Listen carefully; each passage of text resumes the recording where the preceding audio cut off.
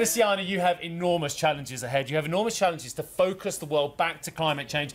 I can't help feeling we've lost a bit of ground since the momentum of COP15, where Jeff spent 2 weeks in Malmo and Copenhagen, and you were there, and it was just, there was a lot of momentum. Have we lost some of that?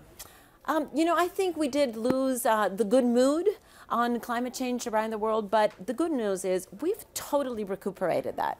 From where we were in 2010 coming out of Copenhagen, which was very much in the trash can of the sentiment around climate change, we're very much in an optimistic mood. We hear, you know, and why is that? Well, first of all, technology costs just in solar have come down 80% since 2008, 30% in wind. Efficiency is going up. Investment in renewables is going up, despite oil price, and we can talk about that.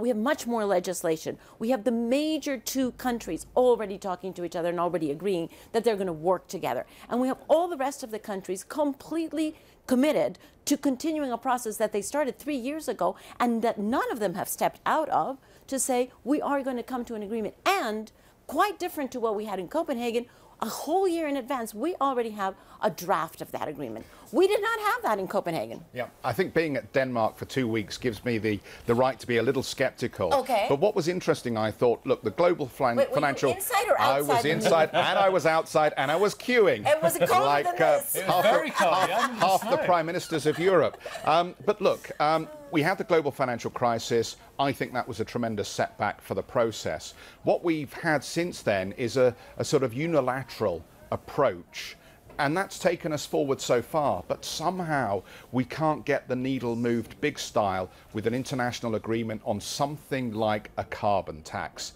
And every time I do an event where we get people together to think about what would really move things along, it always comes back to pricing carbon. When do we get there, if at all?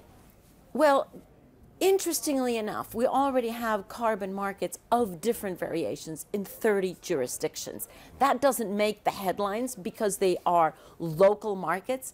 It will make a headline when the 7 pilot markets in China actually come together, and they will make one carbon market in China, which is as soon as next year.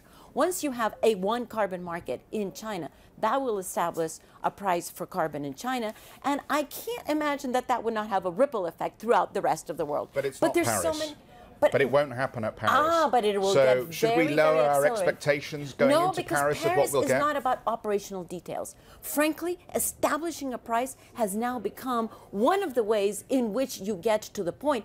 The purpose of the Paris Agreement is to chart the course toward how are we going to reduce emissions. That's the point. Establishing a price on carbon is one of the instruments to reducing emissions. It is not the objective of Paris.